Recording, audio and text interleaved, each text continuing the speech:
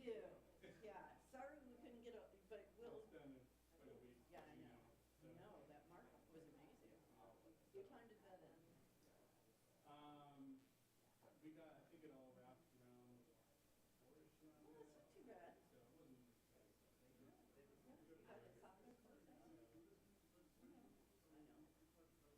You slogged your way there. Yeah. No. The kids like you guys.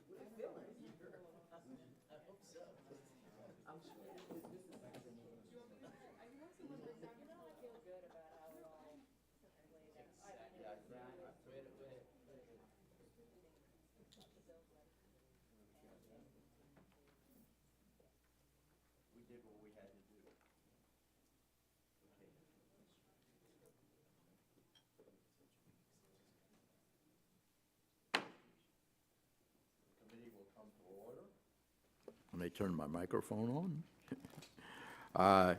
Good morning, everyone, and welcome to today's hearing entitled Federal Trade Commission Practices, a discussion on past versus present. I want to thank the witnesses for your expertise and testimony this morning. A couple months ago, our subcommittee welcomed the 5 commissioners of the Federal Trade Commission to examine the current state of the agency. The specific focus of that hearing being to examine how Chairman Khan is using the budget that Congress has afforded the Commission to carry out its mission. During that hearing, I spoke about the bipartisan concern of Chair Khan's priorities, intended or not, which has torn down the historic norms, practices, and reputation of the FTC as a consumer protection agency. The precedent now being set matters, and we should discuss what this means for the future of the FTC's trust with both consumers and business. Over the last few years, we've seen staff morale plummet, unfortunately. Despite being an independent agency, career staff no longer have independence they used to have, particularly in educating consumers about avoiding scams. staff hours, and resources that could have been spent protecting seniors in my state and other states from scams were shifted to press releases and expansive rulemakings and competition issues. Meanwhile, our constituents continue to be defrauded on a daily basis.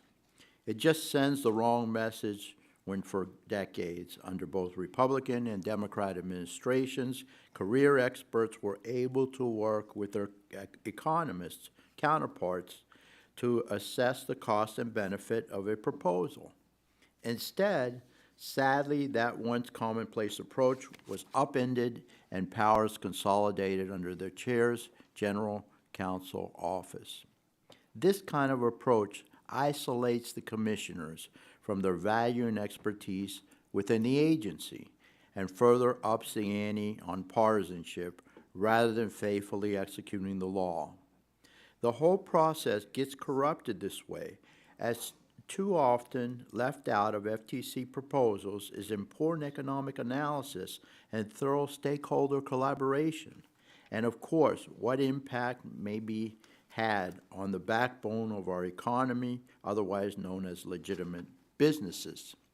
This shift of actively seeking civil penalties and sending warning letters to have the judicial standing to seek them is appropriate, is, in my opinion, it's inappropriate and predatory and must be abandoned.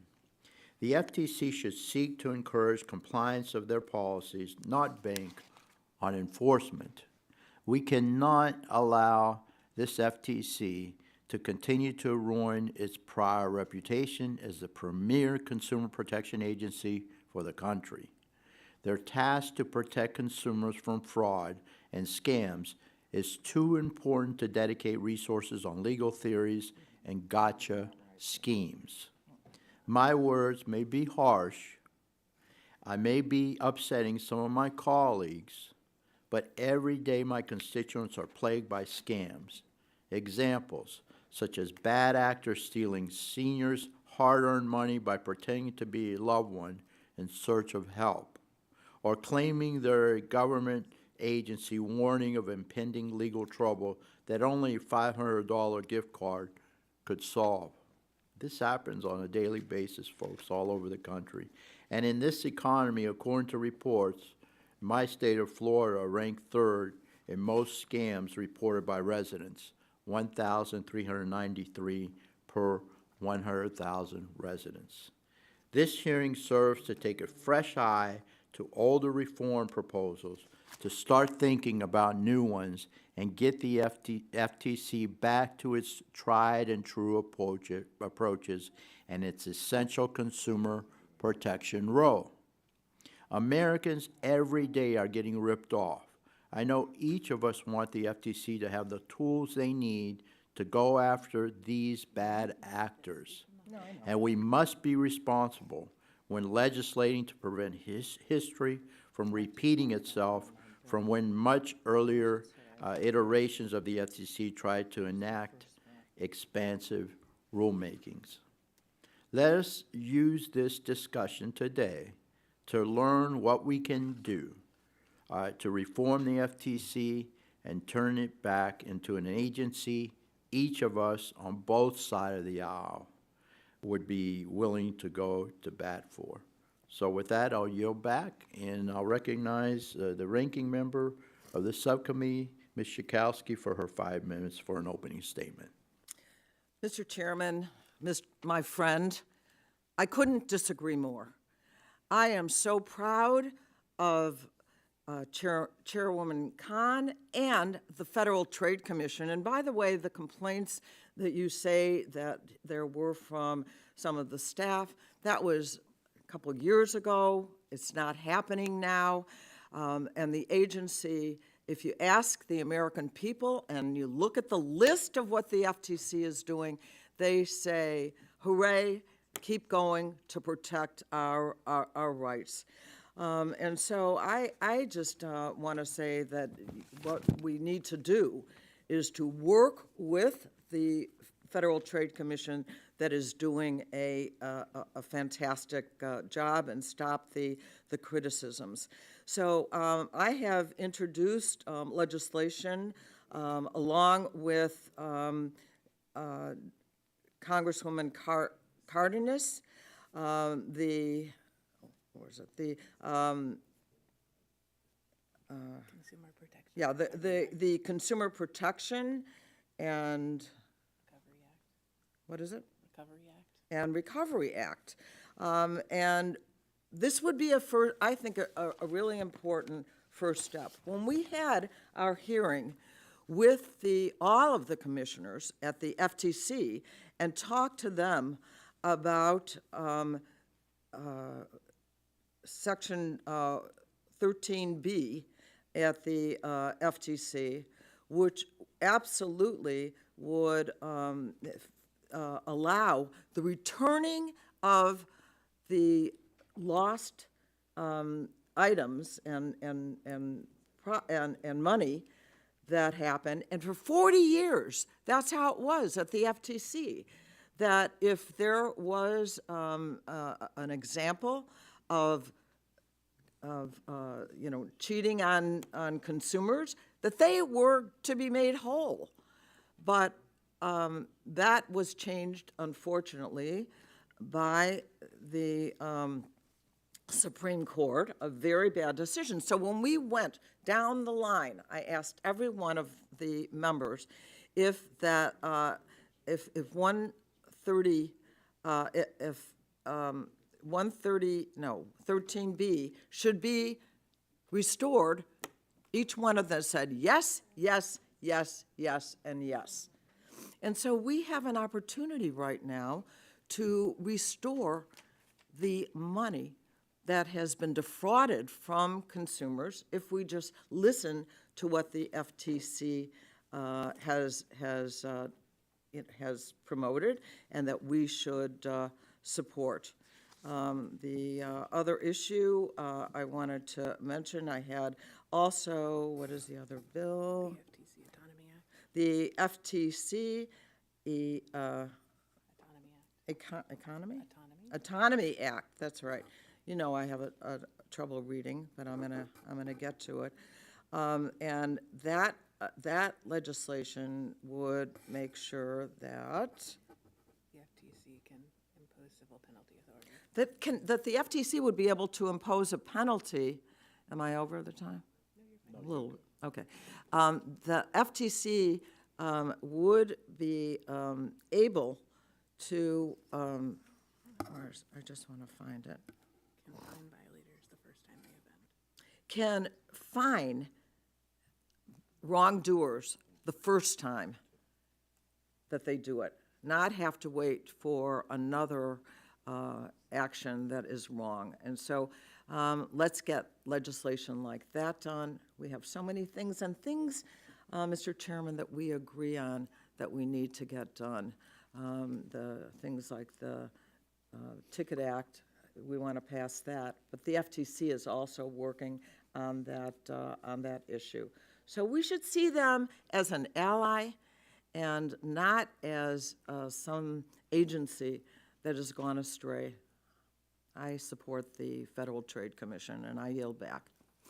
I thank the gentlelady, and also I have a proposal that provided 13B restitution that was bipartisan. So we'll continue to work on that. And now I'll recognize the chair of the full committee, my good friend, Mrs. Rodgers, for 5 minutes for an opening statement. Thank you, Chair Bilirakis, and thank you to our distinguished witnesses who are here today to discuss the current state of an agency we all want to be there for us when we've been defrauded or deceived. The FTC's core mission is to be at the forefront of protecting Americans, making it critical that they earn and keep the public's trust and respect. I've been clear from the start of this Congress about my concern that the current FTC is headed in the wrong direction. Prior to the Biden-Harris administration, the FTC always worked to build consensus and champion bipartisanship. Certainly there were differences of opinion. Not every decision ended in a 5-0 vote. However, at that time, commissioners and staff embraced a culture where they could freely exchange ideas and feel heard. These open and honest discussions allowed the FTC to act in the American people's best interest and garner public trust. Disappointingly, this 40-year tradition and culture has been lost. The FTC has long acted as the cop on the beat, not as a sector-specific regulator in the way the FDA is, for instance. Unfortunately, the Commission has assumed more power and become a heavy-handed, economy-wide regulator. This change in direction has led to many contentious and expensive court battles. I worry about the time spent in courtrooms. Defending departures from past practices is undermining the FTC's core mission and overall success. And I'm not alone in this view.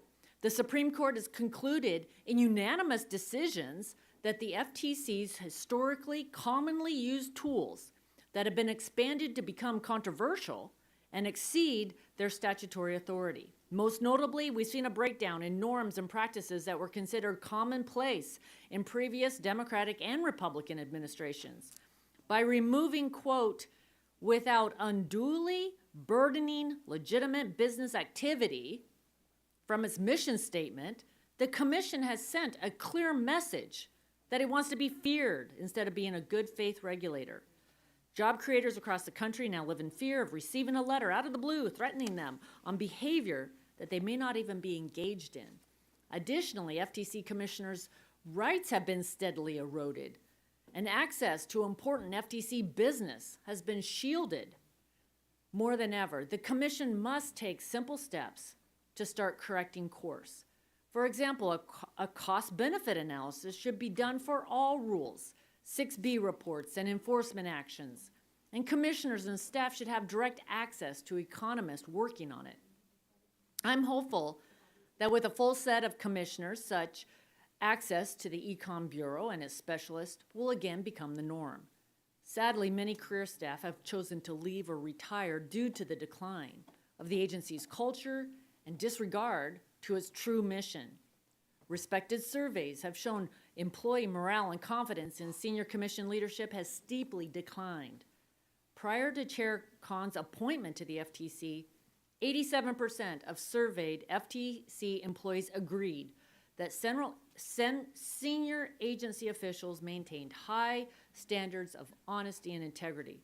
That number quickly dropped to 53% just after 1 year and then down to 47% a year later. It's also alarming that full-time positions that Congress authorized for the FTC's fraud prevention mission have been retasked to other areas.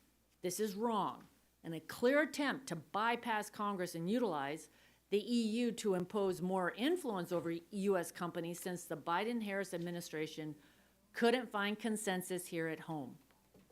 Congress must assert its Article I authority and act to stop this ongoing erosion of norms and long-standing commission practices and restore the once strong processes of the FTC.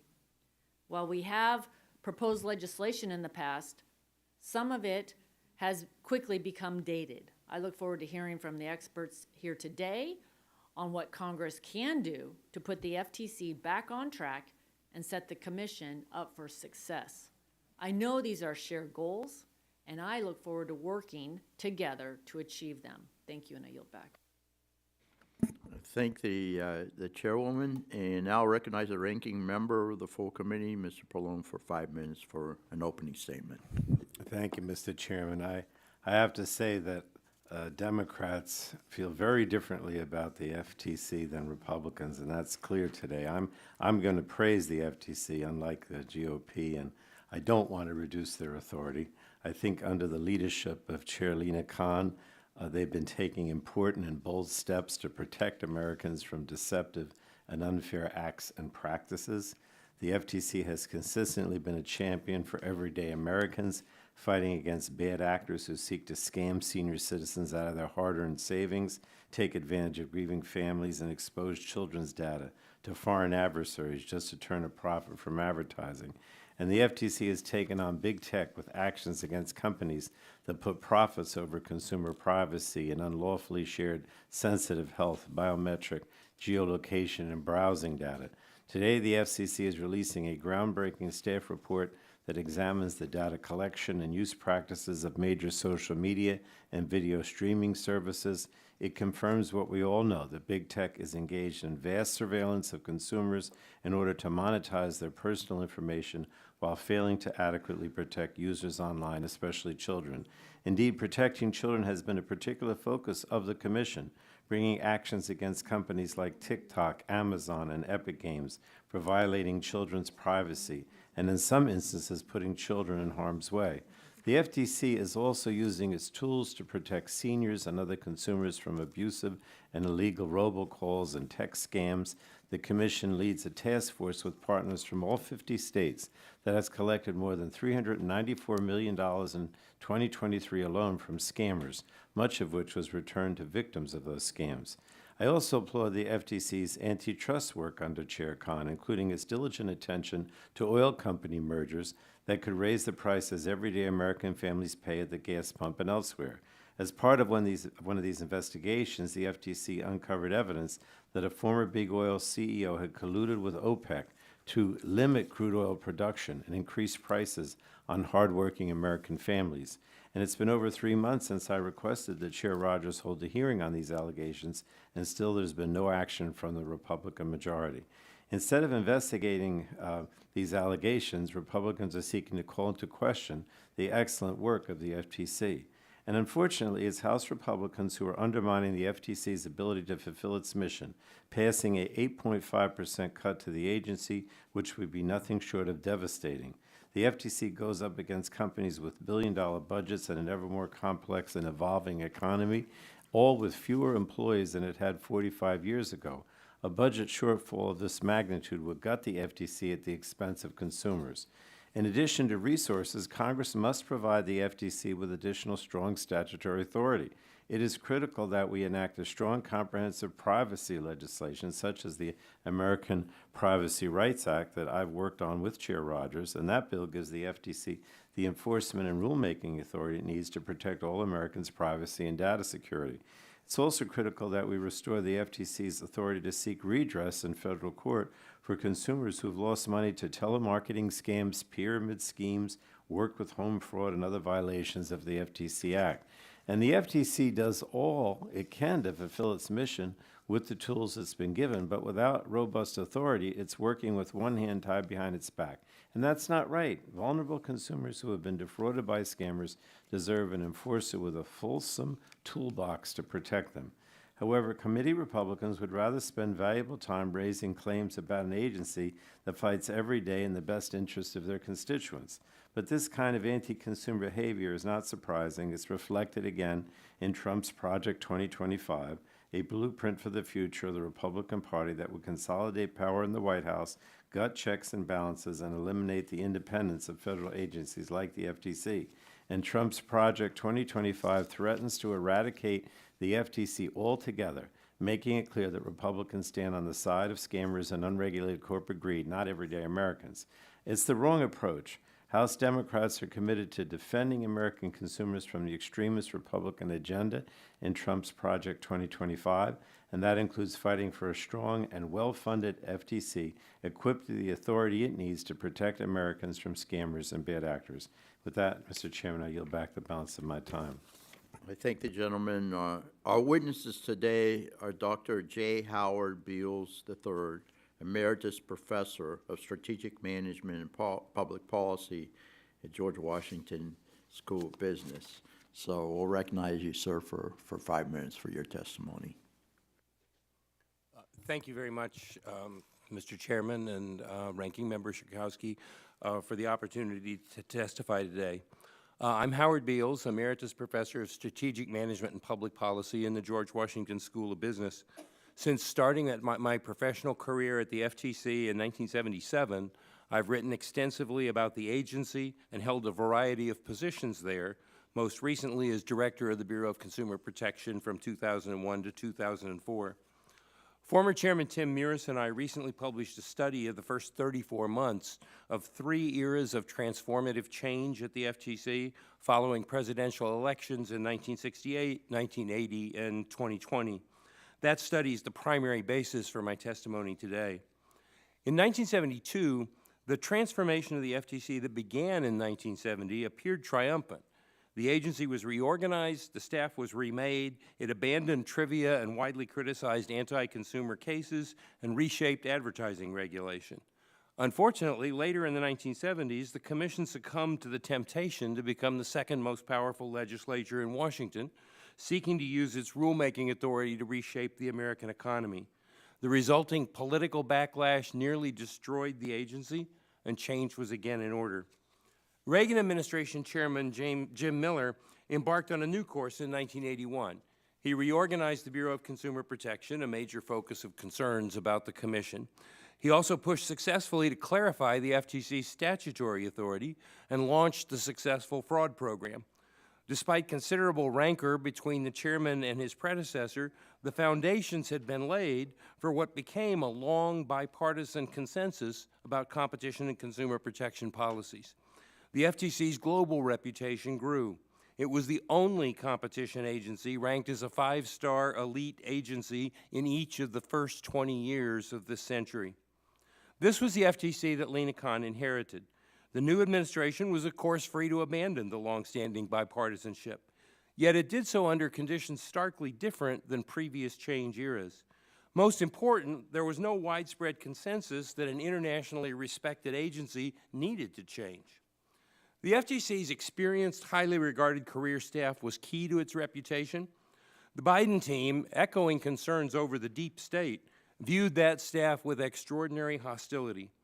Early on, even routine public appearances by staffers were canceled, and staffers were told to provide misleading reasons.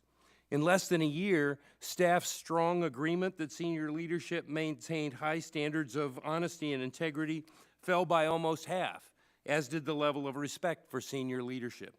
Staff also voted with their feet, with a quarter of those in leadership positions leaving in 2021.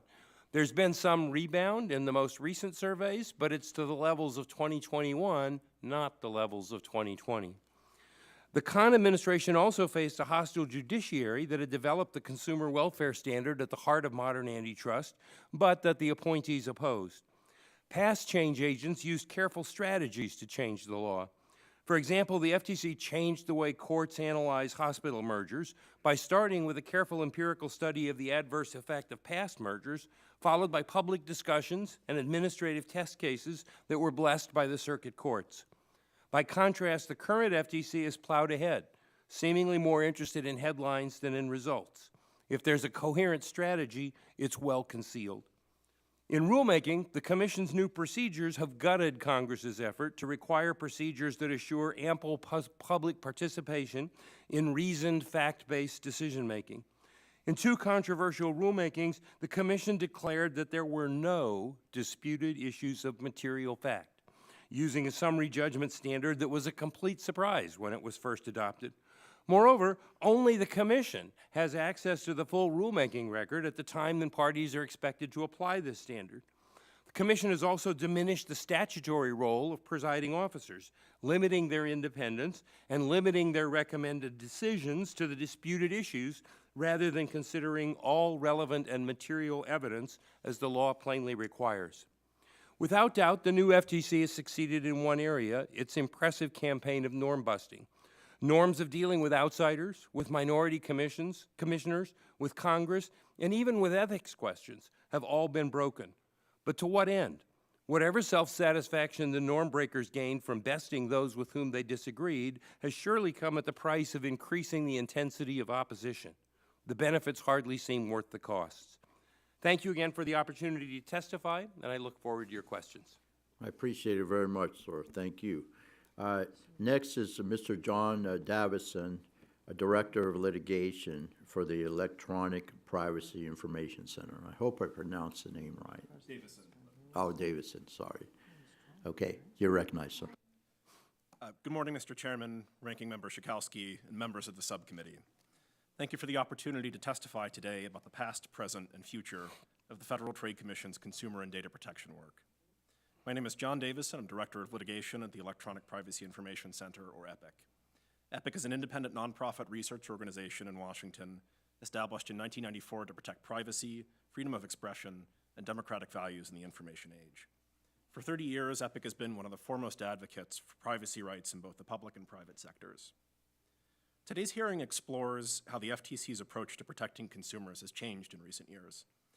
As a leading and longtime proponent of FTC action to safeguard consumer privacy, EPIC agrees that the Commission's approach has changed, and that it's changed for the better. Too often since the internet rose to prominence in the 1990s, the FTC has failed to keep pace with dramatic shifts in technology and data-driven business practices. This has left consumers exposed to routine privacy violations and other unfair data practices. The data protection crisis we face today is a systemic failure, bigger than any one agency. But missed opportunities by the FTC and a regrettable tendency toward notice and choice and self-regulation has enabled that crisis to swell for years. Today's Commission has begun to turn the tide. Under recent leadership, the FTC has stepped up enforcement against abusive data practices, unfair algorithmic systems, and numerous other sources of harm to consumers. It's undertaken sorely needed rulemakings to establish clear rules of the road for industry.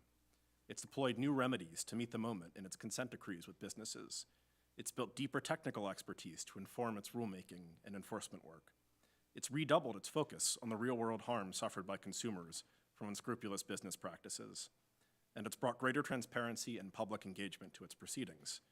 It has done all of these things with far fewer resources than peer regulators in other democracies and far less funding than the public deserves.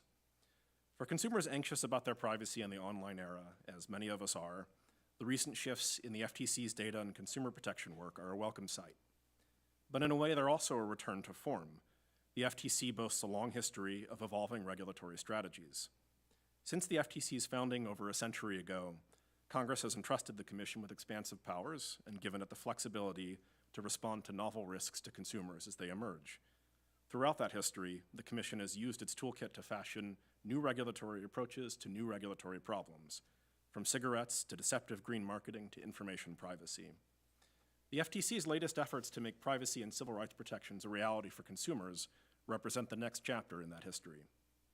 Of course, establishing meaningful protections for personal data across a $28 trillion economy is an immense challenge, and that work is far from done. Some key pillars of the FTC's data protection agenda, including its rulemaking on commercial surveillance and data security, are still in progress.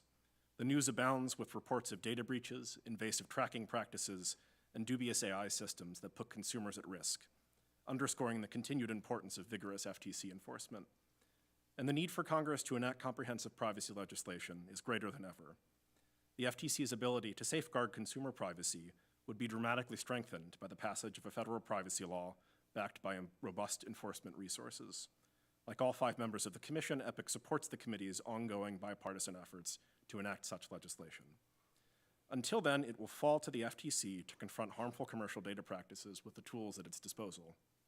To fulfill its consumer protection mandate, the Commission must continually adapt its regulatory strategies to respond to technological and economic change. Mechanical adherence to the ways of the past will not protect consumers from the hazards of the present and the future. EPIC is pleased that today's FTC has taken that lesson to heart and recommitted itself to delivering real results for consumers.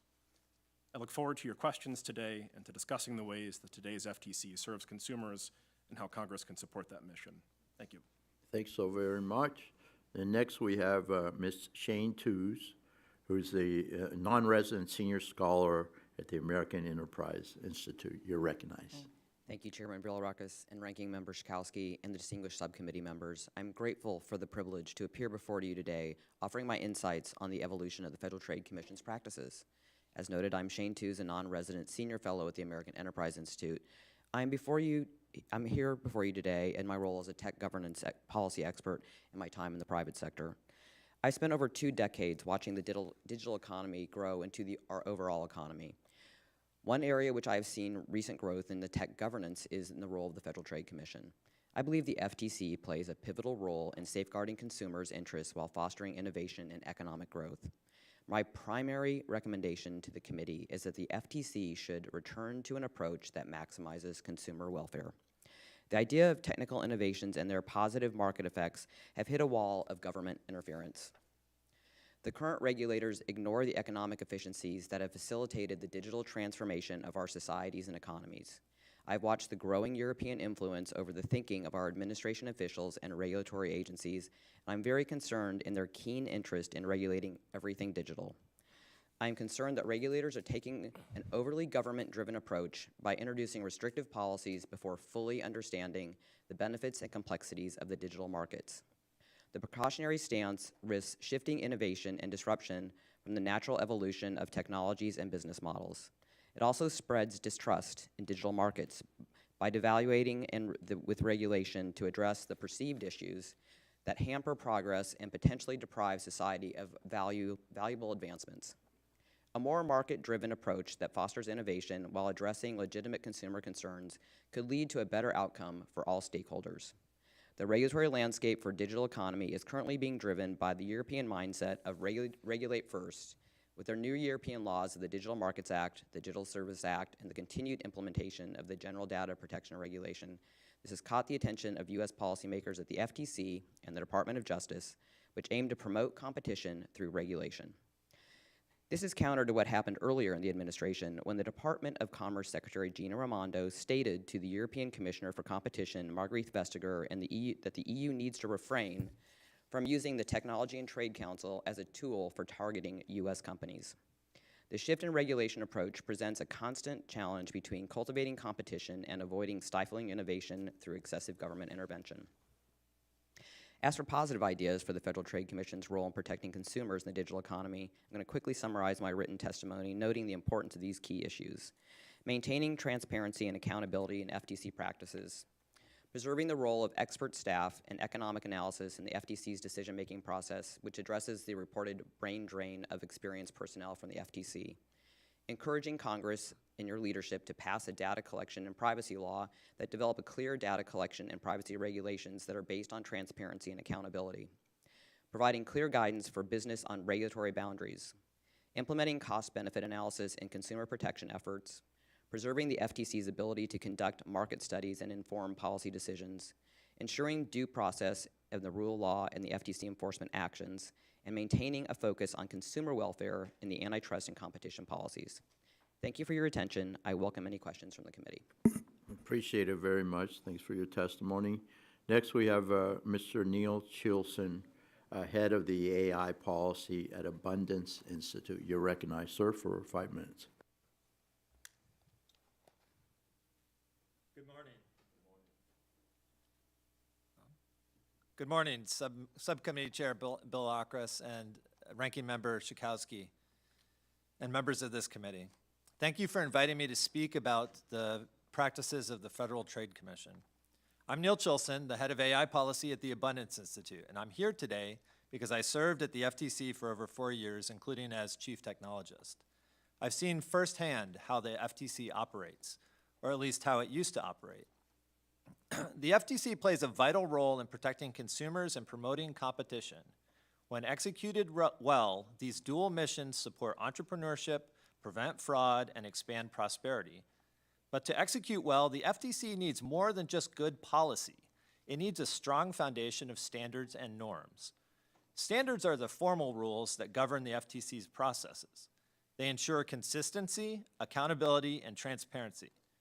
But today, I want to focus on norms, the unwritten rules that guide behavior within the agency.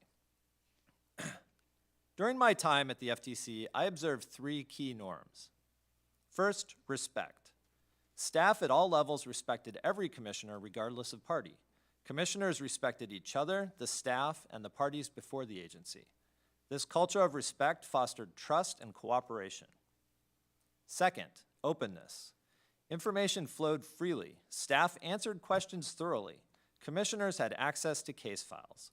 Parties could request meetings and often got them. And this openness led to better decision-making.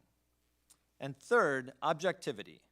For every case presented to the Commission by BC or BCP, the Bureau of Economics offered independent analysis and recommendations.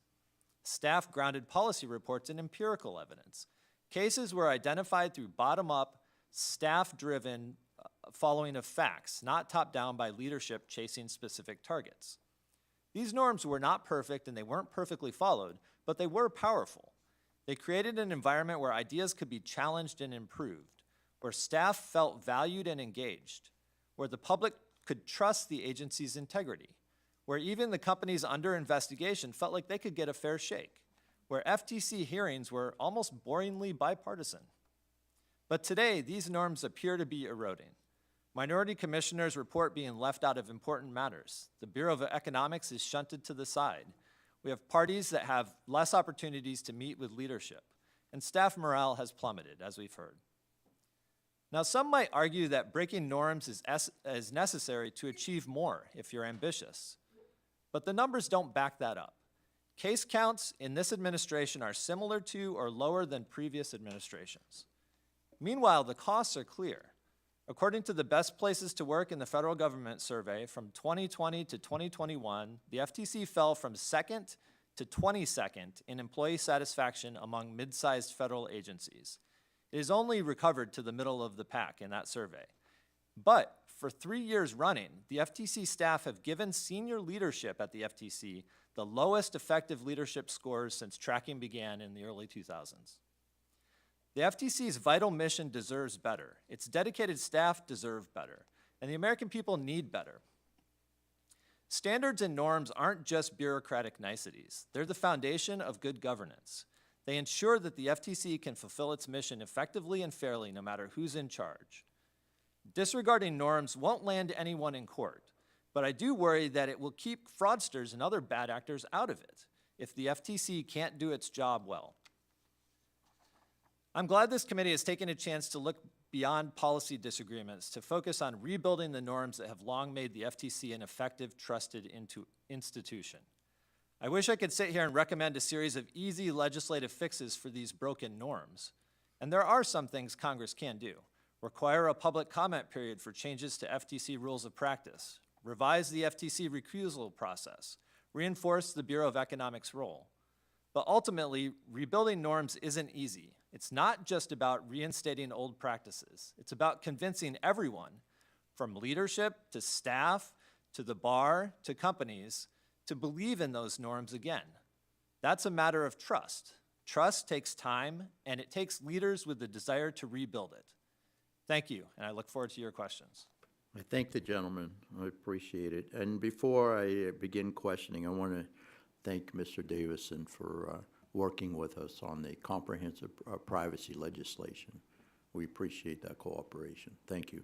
Okay, next we have, so I'm going to go ahead and recognize myself for questioning. Dr. Beals, this question is for you. The FTC usually changes from administration to administration, but historically has been an agency where both Republican and Democratic administrations work to avoid major overhaul due to the agency's longstanding bipartisan history. You recently published an article with former FTC Chairman Tim McMorris called the Achieving Change at the FTC. And I would like to enter that into the record, that particular article, without objection. No objection. No objection, so ordered. Thank you. Dr. Beals, this question is for you, of course. What is different about the significant shift in staffing that occurred around the time that Commissioner Chopra was serving and when Ms. Khan became chair versus FTC overhauls in the past? And then what are the internal costs to this kind of change in career staff? And again, for Mr. Beals. Well, I think, Dr. Beals, excuse me. I think the major difference is the extent of recognition of the need for change. In 1970, there had been two reports issued in 1969 by the American Bar Association Antitrust Law Section and by Nader's Raiders, and both of them recognized the very limited competence of the FTC staff. There was one FTCer at the time who told the Bar Association Commission that he only hired people who weren't very good because they'd stick around. So there was clearly a need for major change in the staff, and Caspar Weinberger, when he became chair in 1970, initiated that process. In 1981, the staff was bifurcated. It was mostly people who Weinberger and his successors had hired. who were committed to the mission of the agency as Weinberger and his successors had envisioned it.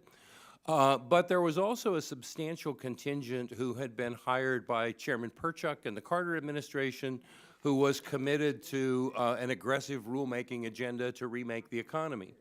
Miller used reorganization and consumer protection, and Weinberger used it for the whole agency to separate the people who were willing to work in a new direction, to work for a new agenda, from those who weren't.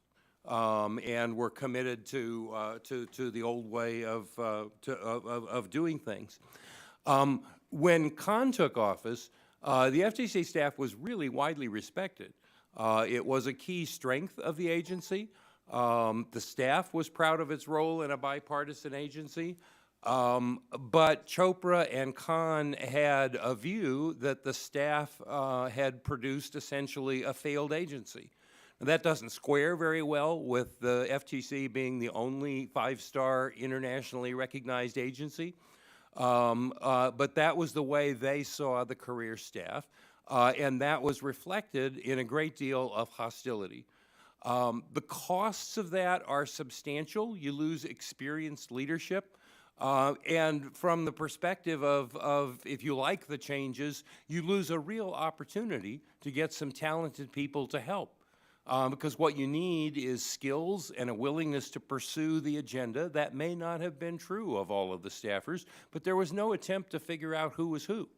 It was just, it was the hostility. Doctor, let me get to the second question. Sorry. But I really appreciate that very much. I want to stick to the time frame, and I don't know, maybe we can have a second round, depending. All right, Mr. Chilson, following up on Dr. Bill's points, I've heard a grave number of concerns from stakeholders over the past few years that the FTC no longer follows the historical norms of the agency. Could you walk us through what some of those norms are and why changing them drastically impairs the FTC's mission, especially protecting from fraud and deceptive scammers? And can you put it into context from some of your personal experiences? Sure. So I'll offer a quick example that is small, but it's extremely relevant because it just happened this morning, and I'll try to tie it to fraud. Okay. So this morning, the FTC released a 6B study on social media and streaming platforms. That's a result of an investigation that's been going on since the Trump administration.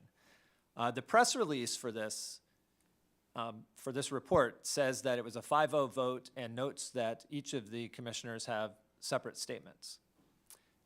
Two of those separate statements are actually partially dissenting statements. It's very strange that in the press release, there's no mention that there is a partially dissenting statements in this. And when I was at the commission, that would have been mentioned. And I think that goes back to two of the norms that I talked about, which are objectivity and respect. And the reason this affects the commission's business is because if the commissioners cannot trust the chair to properly represent to the public what their positions are, they're much less likely to negotiate. They're much more likely to engage in writing dissents and slowing down the process rather than pursuing the types of fraud that protect consumers. Okay, thank you very much. I appreciate that. I'll yield back, and I'll recognize the ranking member of the subcommittee, Ms. Schakowsky, for her questioning. Thank you. First, I'd want to say that I totally agree that, and I think most people on this committee agree that we need to have comprehensive privacy legislation. It is about time for the and that is not something that has partisan disagreements about. Mr. Davison, though, I do want to go back to what the Supreme Court had done that does put a hamstring on the ability to reimburse consumers for what they deserve. And so I wanted to ask you what you think the real consequences have been of the elimination of 13B and the right to reimburse. Thank you for the question. As you say, 13B was a tremendously powerful tool in the FTC's toolkit. Paper promises, regulations, and precedents set through enforcement are only as good as the enforcement tools that can be brought to bear to enforce them to subsequent actors. And I think 13B, the ability to recover refunds and restitution for consumers, was an exceptionally good example of a tool that could do that. And I think it has been a significant loss for the agency. It has, in part, led to resources being committed to rulemaking so that there can be first fine authority based on clearly established rules and regulations defining unfair deceptive trade practices. I think that's, I am encouraged by the FTC's attention to rulemaking, and I think it is an important vehicle for their work, but I think having lost 13B, again, was a significant loss for the commission, and it's something that we appreciate the committee's, support in restoring. The chairman of the full committee, Chairman Rodgers, said that the Supreme Court has had to somehow rein in the FTC. We were looking up to see if there was anything other than 13B, but I don't know what that refers to. But anyway, right now the Federal Trade Commission is looking at junk fees, and that's important to us and to, for example, like the Ticket Act. And my question to you is that, what can we expect or what should we want to do to protect consumers from junk fees? Thank you again for the question. I think we've been encouraged to see the FTC's attention to junk fees, these hidden and bogus fees that can harm consumers and undercut honest business and erode trust in the economic system and make it more difficult for consumers to trust that the price they're paying is actually a fair one. These fees cost tens of billions of dollars a year for consumers. Businesses, unfortunately, at alarming rates, use bait and switch tactics and misrepresent or fail to adequately disclose the basis for prices and fees. So I think that rulemaking, the junk fee rulemaking, will unlock new enforcement authority for the FTC to impose fines on the first offense when a company or player in business applies junk fees or tries to fleece consumers by introducing hidden or bogus fees. So, of course, we're trying to do that legislatively in our committee, but I see what the FTC is doing as a partnership that will help advance the benefits for consumers who are being defrauded all the time.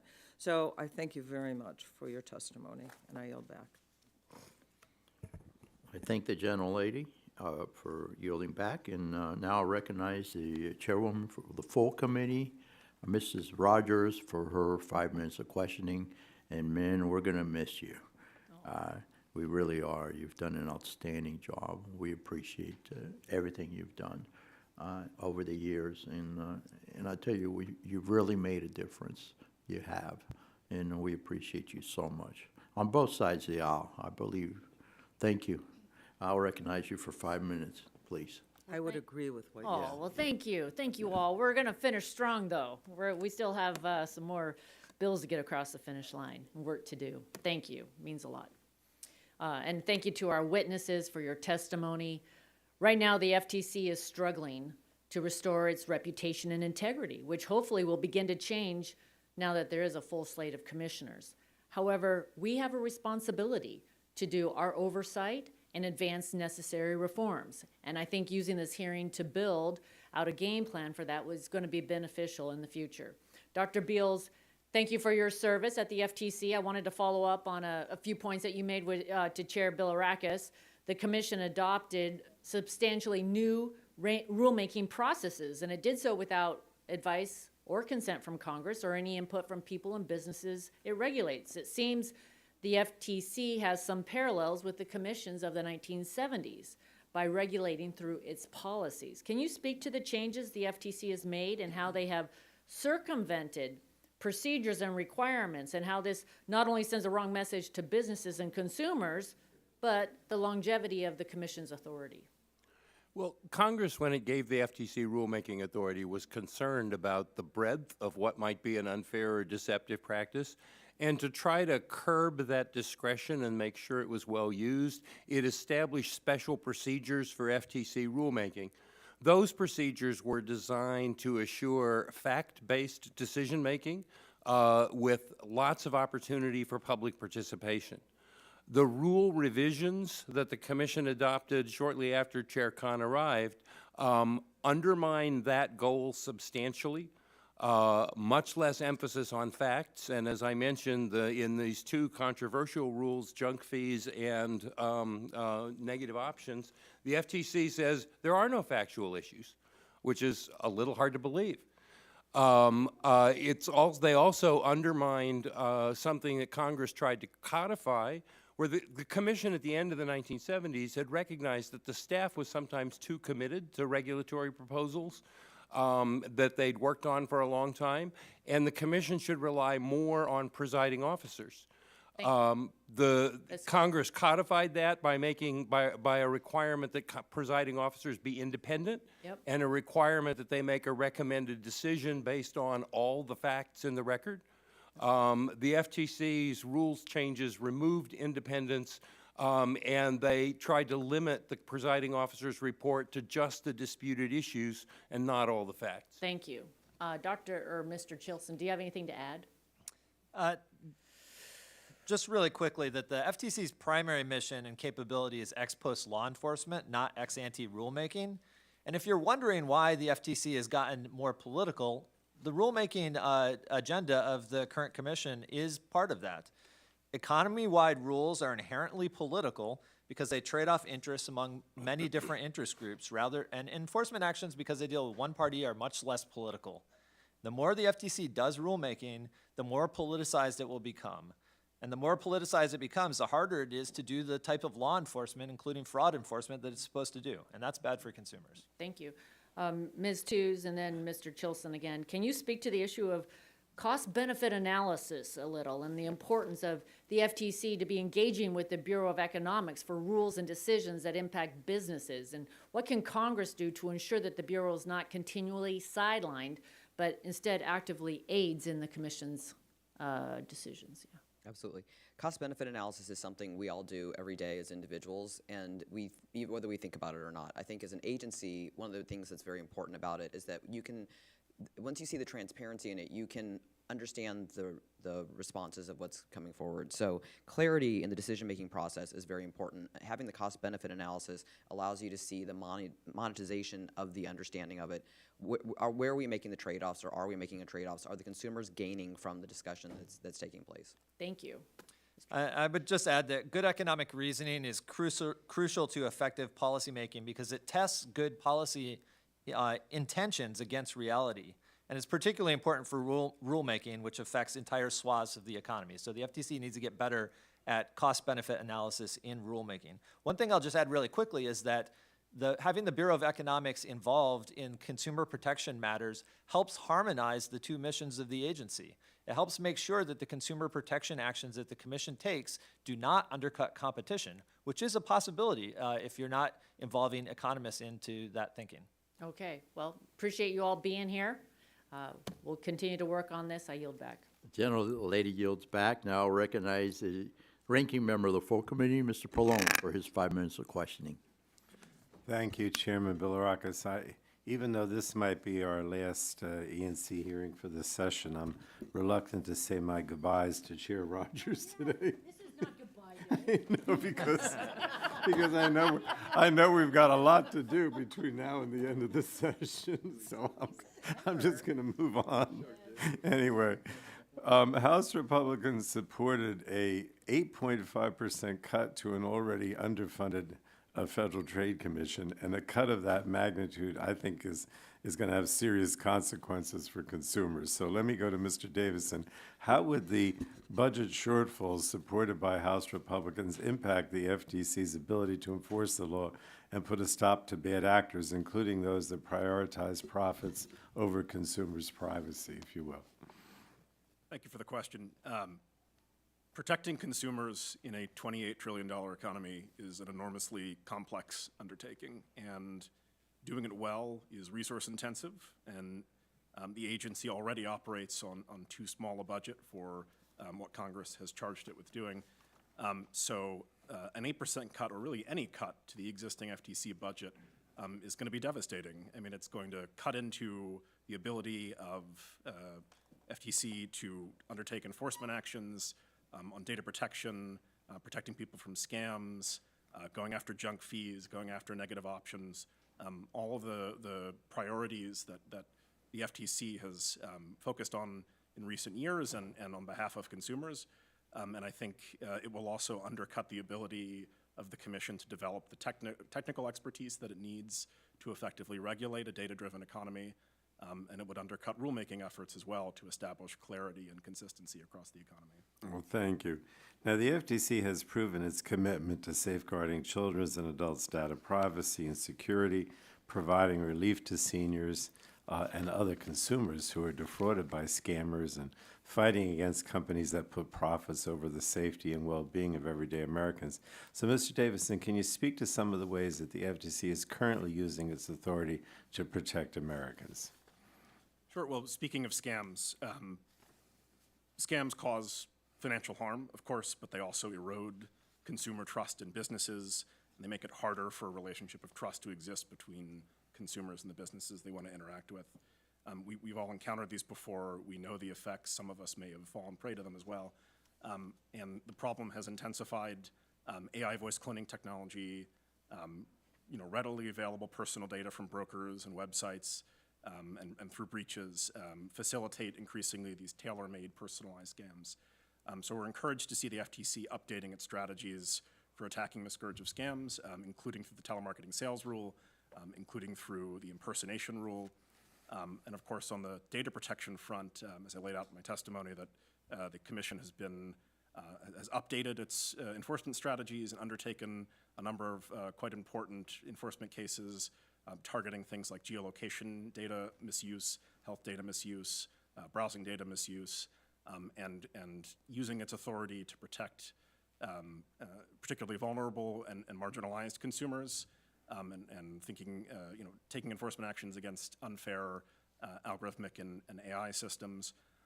And then finally, using its rulemaking authority increasingly, as I mentioned, a couple of the scam-related rules, but also the commercial surveillance rulemaking that the Commission has undertaken to enact data protection and privacy standards using its unfair and deceptive authority. Well, let me not a lot of time left, but let me just look to the future. Are there any specific legislative actions you think Congress should prioritize for the FTC? Are there any emerging threats that you'd like to see, and what that you are afraid might be on the horizon? And what steps can Congress take to empower the FTC to stay ahead of these sophisticated frauds or scams? Look into the future. Well, I think the concerns of the future are in many ways the concerns of the present. We face an unresolved data protection crisis. We face rising deployment of unfair, untested, inaccurate AI and automated decision-making systems. If that continues unabated, that's going to be the challenge of consumer protection for a long time to come. And I think some of the particular steps that the Commission could take include, as we've talked about, passing comprehensive data protection legislation with civil rights protections, data minimization, algorithmic decision-making safeguards, and sufficient resources for enforcement of that statute. Increasing generally funding and resources for the Commission, restoring 13B authority to obtain refunds and restitution for consumers, simplifying the trade rulemaking process, bringing it in line with APA rulemaking used in other parts of the FTC's work and other agencies, and then considering fining authority rather for first violations of Section 5. Well, that's a tall order, but we'll try. Thank you, Mr. Chairman. Gentleman yields back. Now I'll recognize Dr. Bouchon for his 5 minutes of questioning. Thank you, Mr. Chairman. I think we all can agree that we do need a national data privacy law.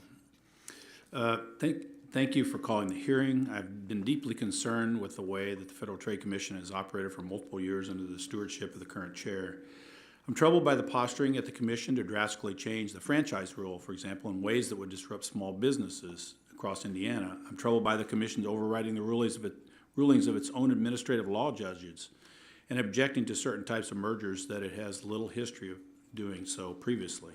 I was troubled by the Commission issuing gag orders to staff, generally sidelining its minority commissioners and allowing an already departed commissioner to take quote-unquote zombie votes for measures after they had departed. Scams cost Americans billions of dollars every year, and the FTC should focus on reducing fraud rather than acting politically. This is unacceptable when so many American consumers rely on the FTC to protect them from deceptive and harmful behaviors. Ms. Tews, another break in the FTC precedent was Chair Khan's documented refusal to follow the FTC ethics officials' recommendations to recuse on the Commission's review of the Meta Within merger and subsequent, in my view, misleading testimony about that decision. Commissioner Wilson resigned in protest of this and other abuses of the process last year. Several groups have petitioned the FTC to strengthen its recusal rule to address these concerns. Should the FTC make reforms to its recusal rule?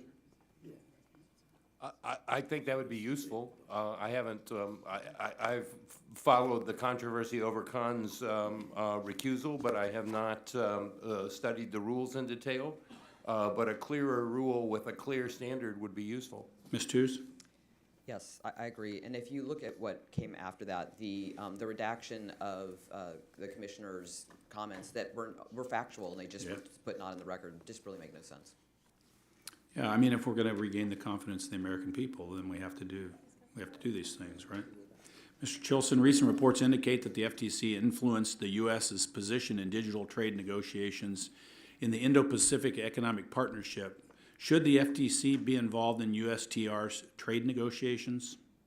So the FTC has a long history of working together with people internationally, with enforcers internationally, and this has been very helpful in things like fraud that cross borders, especially in a digital age when that type of fraud can cross borders. But it needs to stay within its role. It is not the U.S. trade representative, and it should not interfere in trade negotiations. It can inform perhaps the Department of State, who does have that role, but it should not subsume that role. Thank you. Mr. Beals, in your testimony, you highlight how the FTC has changed procedures within the Commission to fit its own needs. In the wake of the Chevron being overturned by the Supreme Court, do you think that many of the FTC's actions in recent years will stand up to judicial scrutiny? I think a lot of the rulemaking decisions are exceedingly vulnerable on procedural grounds. There's things in the procedures they're using that are just not consistent with the plain language of the statute. I think that's already happened, all right? With that, Mr. Chairman, I'll yield back. All right. Very good. Thank you. All right, next we have my friend from the great state of Florida, fellow Floridian and partner in a lot of these issues, and Cathy Castor. You're recognized for 5 minutes. Well, thank you, Chair Bilirakis and Ranking Member Schakowsky for holding the hearing today. The Federal Trade Commission simply has a vital role in protecting our neighbors back home from scam artists and fraudsters. I recently had a telephone town hall meeting and asked a lot of my neighbors across the Tampa Bay area to share their recent stories, and I had someone from the FTC on the line too.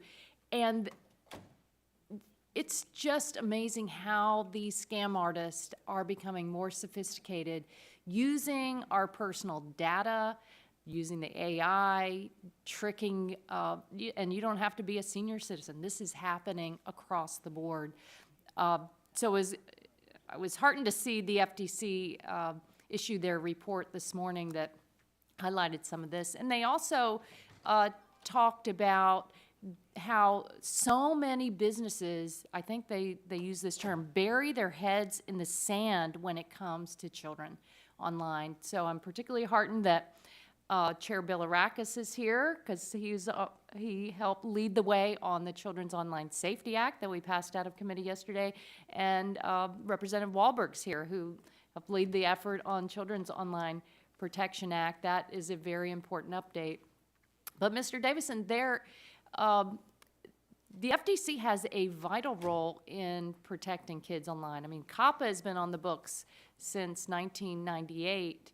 It hasn't been updated, but at least we've had the Federal Trade Commission and kind of the cops on the beat out there protecting kids' privacy, standing up to the businesses and social media companies that track and surveil them. What do you say about the role when it comes to, first, Federal Trade Commission? It's a funny name, but it's kind of been the cop on the beat when it comes to what big business monopolies do on gathering our data. What is their role been on protecting kids online? And then what can you say about the growing sophistication of the fraudsters and scam artists out there when it comes to technology?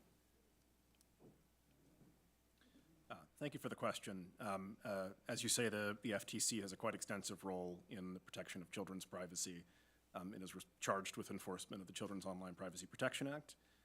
It periodically updates the rule that implements COPPA, and it's in the process of doing exactly that right now to upgrade the rule to provide greater protections for children's privacy and make it more difficult to monetize the data of children and direct targeted advertising at children in ways that would violate their privacy.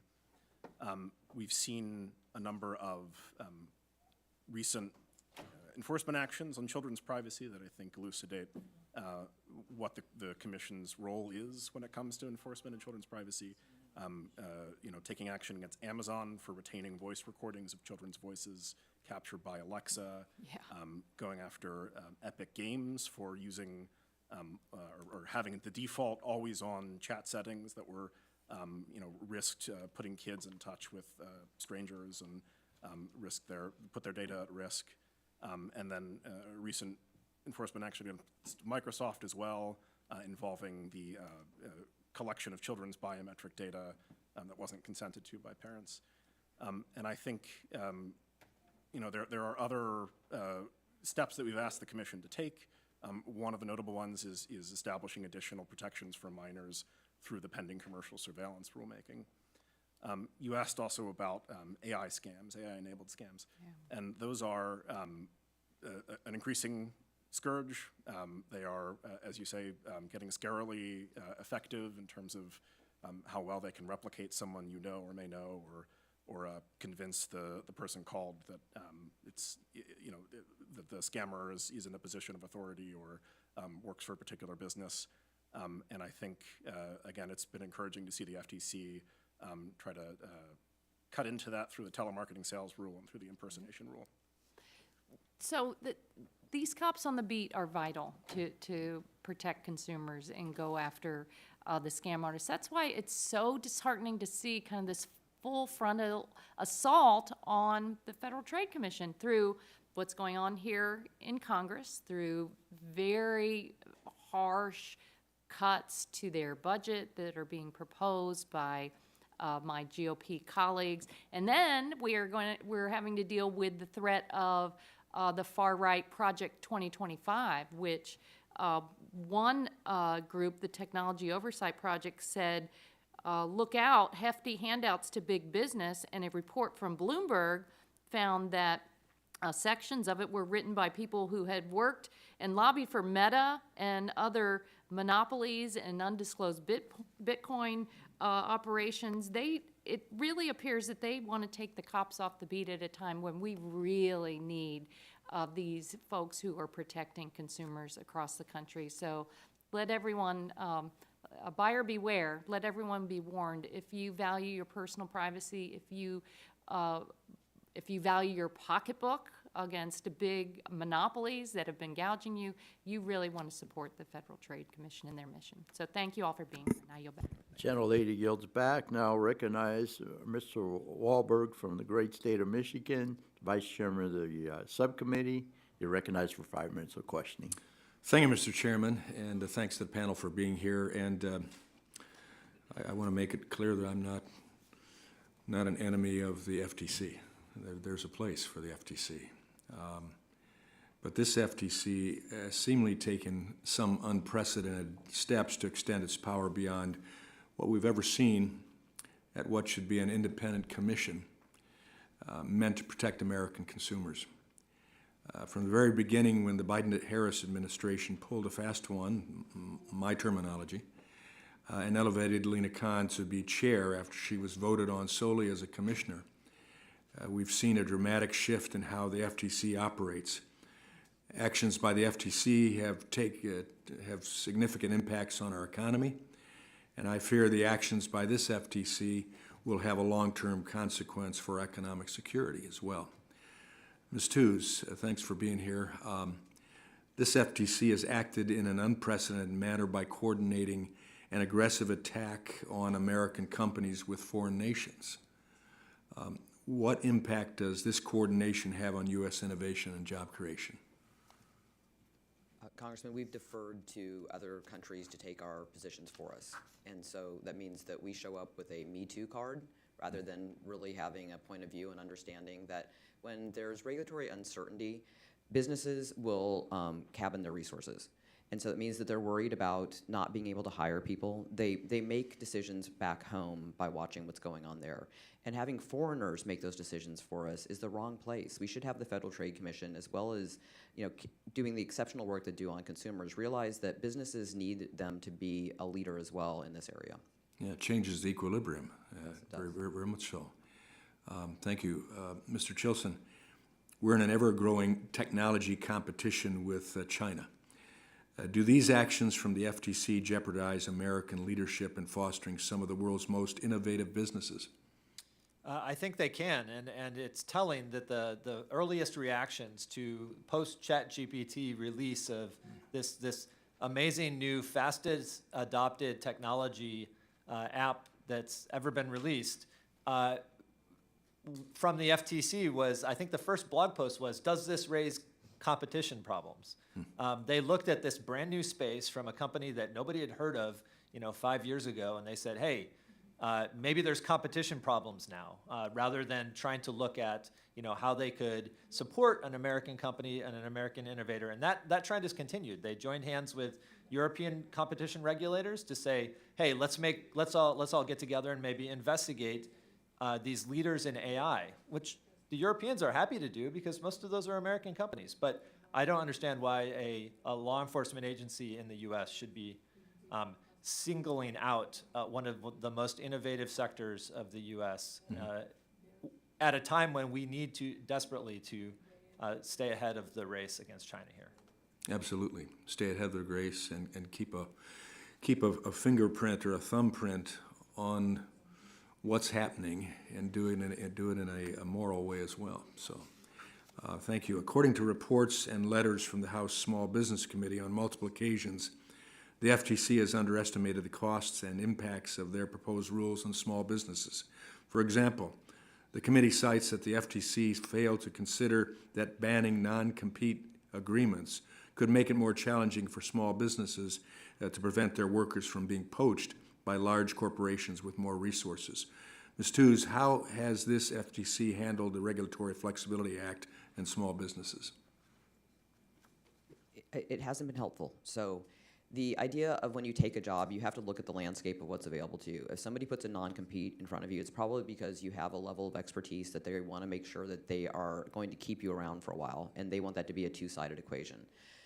It's not allowing people to realize their potential in a way that is going to allow them to garner a higher salary as well. If they know that everybody's going to be out on the market at any point in time, they're then in a good flight risk. And we're seeing it right now with artificial intelligence. They're willing to go. There's challenges as to where the information flow is going to go. Then as a company, you worry about sharing your intellectual property with people like this. Yeah. The bottom line becomes the bottom for too many people there. Thank you. My time has almost expired. I yield back. Thank you, sir. Appreciate that very much. The gentleman yields back. Now we'll recognize Mr. Soto from the great state of Florida for his 5 minutes of questioning. And Mr. Chair, what a great state it is, right? Thank you so much. You know, the internet is vast and cell phones are everywhere, and so we see so many opportunities for scams, fraud, and injuries to continue to crop up, especially I worry about our seniors. We put together a Do Not Disturb package led by Ranking Member Pallone, and I was proud to have one of my bills included in that package, the RoboLock Act, which directs providers to offer robocall blocking services for free of charge, or at least we need to make sure it's affordable enough for seniors. We know the FTC has done some of their work through Operation Stop Scam Calls. This follows the lead of some of the bills we passed a few years ago targeting illegal telemarketers and shady companies that are using deceptive practices to collect information. Mr. Davison, what do you think the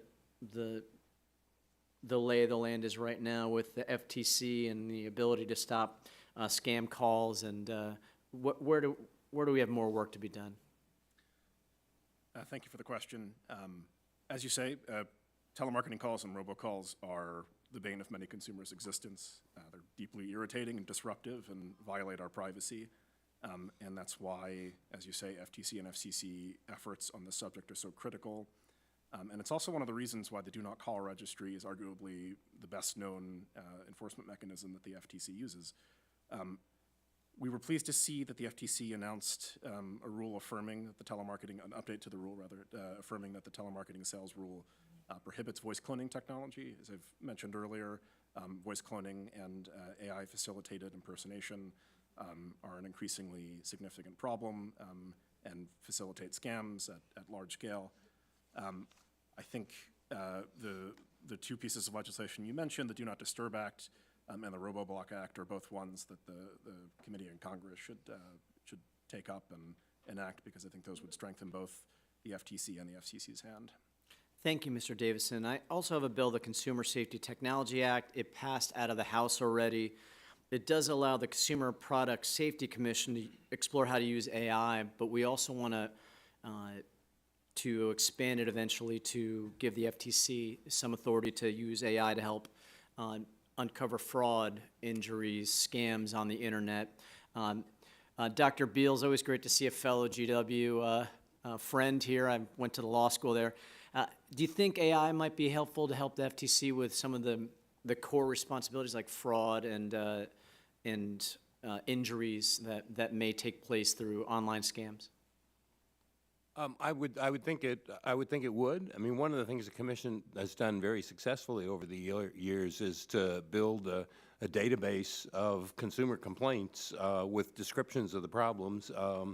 That's always been used for case targeting. It certainly was used for that when I was there. And I think AI is something that has the potential to enhance the ability to spot scams early and stop them in their tracks.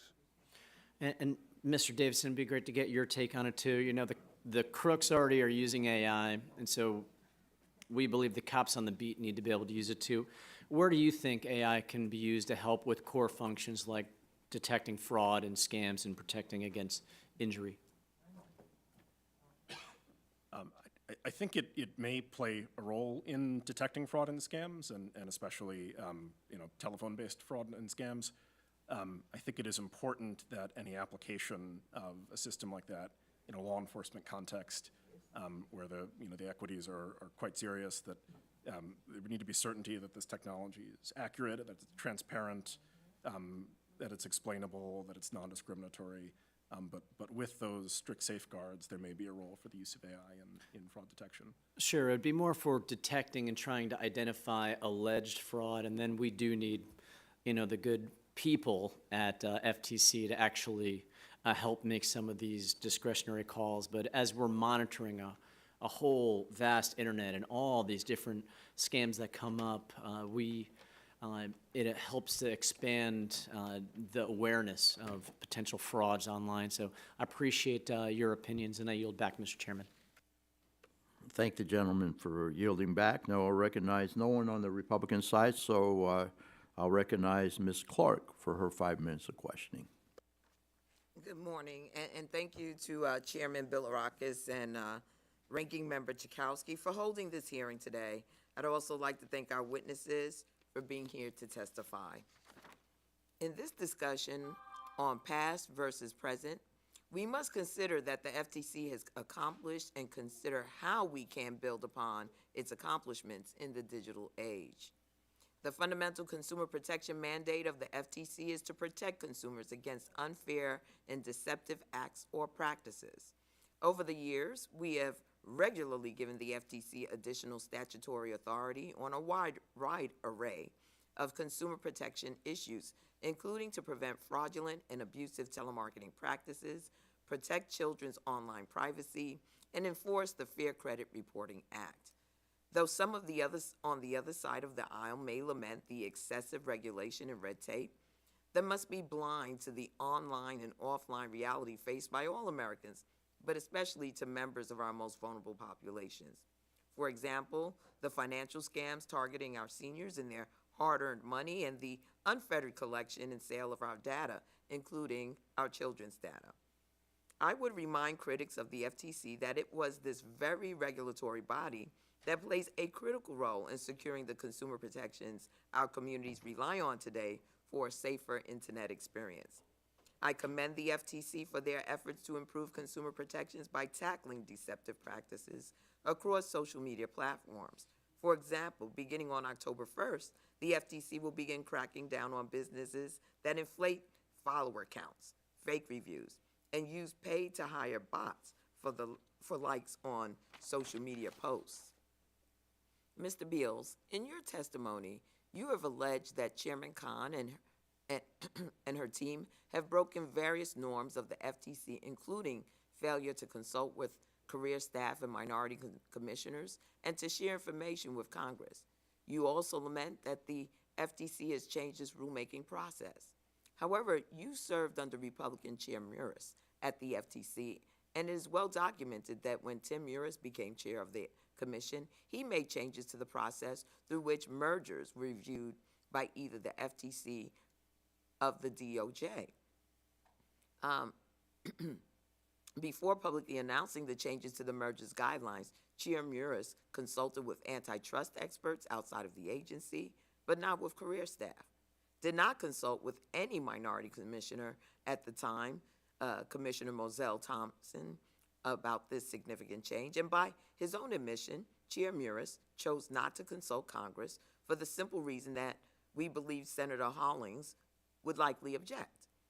And he was right. Senator Hollings did object quite vociferously, as did Commissioner Thompson. And the result was funding uncertainty for the FTC because of Senator Hollings' role on the Appropriations Committee. I respectfully suggest that you and Chair McMorris, your former boss, and frequent co-author of the FTC-related articles, are playing a version of what's good for me, but not for thee, when you cast aspersions at Chair Khan. Congresswoman, I would just note that Chairman McMorris changed that agreement, abandoned that agreement. We've returned to an environment that they were trying to fix, of where they fight. Understood. Chair Khan does Actions not were seem to taken. have. I'm reclaiming my time. Mr. Davidson, can you explain to us how policies like this crack down on artificial online engagement further the mission of the FTC to protect the public from deceptive or unfair business practices and from unfair methods of competition through law enforcement, advocacy, research, and education? Thank you for the question. Like scams, fake reviews erode consumer trust in our economic system and in our businesses. They make it difficult to understand whether the product or service that you're considering is worth buying. They set us up for disappointment and financial loss when products turn out to be not of the high quality that they were advertised as. And they make it harder for businesses with high-quality products to cut through the noise and reach consumers. So we were encouraged to see the fake reviews rule, which will be effective soon, enacted by the FTC. It prohibits businesses from creating, selling, or knowingly buying fake reviews by someone who doesn't exist because they are fabricated, because the review is AI-generated, or the reviewer does not actually have experience with the product or service. Well, thank you, Mr. Davidson. My time has elapsed, and I thank the chairman yield back. All right, thank the gentlelady. Now I recognize Ms. Kelly for her 5 minutes of questioning. Thank you, Chair Bilirakis and Ranking Member Schakowsky for holding this hearing. I also want to thank the witnesses for your testimony. Just a few weeks ago, when the FTC commissioners testified before this subcommittee, I raised my concerns with the uptick in fraudsters and scammers, particularly because it's estimated that impersonation scams cost consumers more than $1 billion over the course of just last year. Mr. Davidson, please address why it's important that we ensure the FTC is empowered and has the necessary tools and resources to continue combating scams through initiatives like Operation Stop Scam Calls, which returned almost $400 million to victims of robocall scams. Excuse my voice. Thank you for the question. Scams, particularly telephone scams, are annoying, disruptive, financially harmful, and as I've said, erode trust in the economic system and in each other. And they are a very tangible negative consumer experience that many consumers have their own experiences with, or their family and friends have been, fallen victim to scammers. And so, given that like tangible impact on consumers, it's especially important that the commission be empowered with the adequate, enforcement tools and rulemaking authority and resources to carry out effective enforcement against scammers.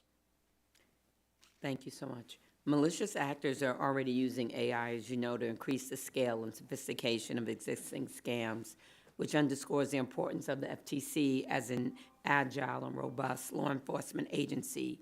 Former President Trump's Project 25 eliminates law enforcement work at independent agencies like the FTC, and even goes so far as to question whether the FTC should exist at all.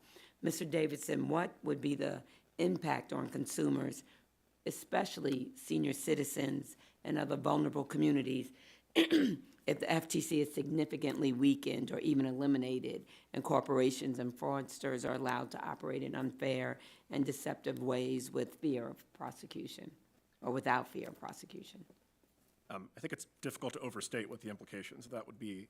We may take for granted the work that the FTC does to prevent scams and fraud and misuse of our personal data and all manner of other consumer harms, and taking a meat cleaver to that budget, to that work that the FTC does, would really remove an ally of the consumer and federal government, and be really a tragic development, I think, for consumer protection.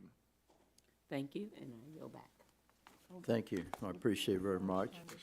Next we have, next we have Ms., yes. Can I ask if she could yield just a couple? Yes. Okay, she does have the time to yield. Okay, gentlemen. I just wanted to say about, I just wanted to say about about digital trade, which I think is so important, and that we certainly want the Federal Trade Commission to work alongside our trade representative to make sure that we protect our right to be able to pass things locally or here in the United States, and not have big tech decide about what are the rules of the road. If we want to do a comprehensive bill, we could be deprived of those opportunities if we aren't watchful about the international trade. So I just wanted to say that is important, I think, for that partnership with the Federal Trade Commission and our trade representative. And I'll yield back. I'm sorry. Thank you. Oh, that's okay. Thank you. General, Ms. Kelly yields back. And I want to interject that let's, for the record, President Trump has not endorsed Project 25. Okay, next we have Ms. Trahan. You're recognized for 5 minutes of questioning. Thank you, Mr. Chairman. Great to be here. Thanks for all your testimony. Thanks for holding this hearing. So under this administration, the FTC has made the most of its limited budget and statutory constraints, which I strongly urge my colleagues to work with us to improve, to hold corporations accountable for price gouging, anti-consumer consolidation, and fraud. And they've done so to protect hardworking Americans, whether they're in the grocery store, the pharmacy, or logged online. In fact, I would argue that this FTC has worked harder than under any prior administration to live up to its obligation to the American people to be a cop on the beat, protecting against unfair and deceptive acts, as well as anti-competition business practices that deprive consumers of choices in the marketplace. That's why it's disappointing to hear arguments from some of our colleagues who believe that giant corporations deserve more protections from the FTC's enforcement, even when they have caused significant, often devastating financial harm to millions of Americans.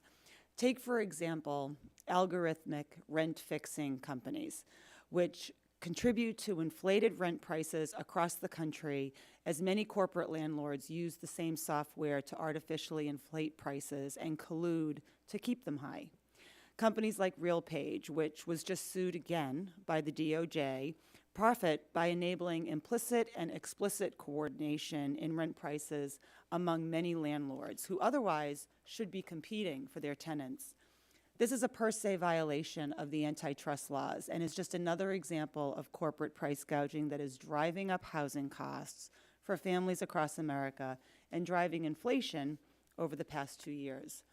Mr. Davison, how can algorithms be used to drive up costs for American families, and what should regulators and policymakers be looking out for to ensure that corporations don't abuse algorithms to illegally price fix? Thank you for the question. I think the use of algorithms in setting rents and their use in price fixing highlights one of the biggest concerns with algorithmic systems generally, which is that they are opaque and that in this case, the price fixing is happening completely out of view of the people who are affected. And we're talking about a basic necessity like housing in this case. And that's why policymakers, lawmakers in Congress and at the regulators at the FTC need to put rules in place that impose transparency requirements, ensure that AI systems are not being used in discriminatory ways or harmful ways, as in price fixing, that the systems are explainable, they're based on known factors, they're demonstrated to be accurate, and that there's human review of the decisions being made. And it's been encouraging to see the FTC focus on that through its surge pricing work, its 6B study on surveillance pricing, the guidance that it's put out on price fixing generally. And I think it was a blog post of the FTC that said algorithmic price fixing is still price fixing, and I think that's a really important message, and I'm glad it's one that the FTC has stood behind. Absolutely. And just to follow up, how do recent FTC initiatives, such as the establishment of the Office of Technology, help the FTC address those harms? I think to regulate a thing, you need to understand the thing, and that is increasingly difficult in a technological and data-driven world. And making sure that the Commission has the technical expertise on staff is vital to being able to carry out its mission of consumer protection. So I think deepening that technical expertise, hiring smart, dedicated technologists, being also, communicating with the public about the technological expertise and research that the Commission is doing.